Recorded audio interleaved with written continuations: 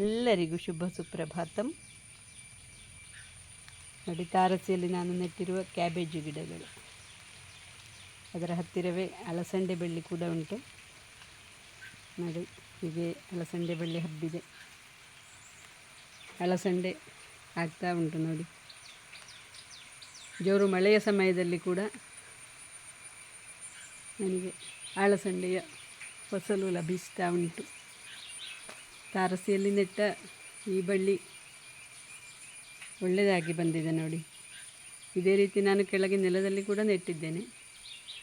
ಅದು ಇನ್ನೂ ಕೂಡ ಮಂಟಪಕ್ಕೆ ಮೇಲೆ ಹೋಗುವ ಹಂತದಲ್ಲಿ ಉಂಟು ಅಷ್ಟೇ, ಇನ್ನೂ ಕೂಡ ಹೋಗಲಿಲ್ಲ.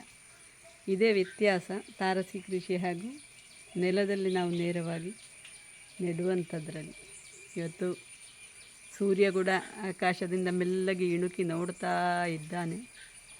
ಸುಮಾರು ದಿನ ಆಯಿತು ಇಲ್ಲಿ ಬಿಸಿಲು ಇಲ್ಲದೆ ಮಳೆಯ ವಾತಾವರಣ ಇತ್ತು ಜೋರಾಗಿ. ನೋಡಿ, ಅಲಸಂಡೆ ಎಲ್ಲ. ಎಲ್ಲರಿಗೂ ನಮಸ್ಕಾರ. ಇನ್ನೊಮ್ಮೆ ಭೇಟಿಯಾಗುವ. Thank you.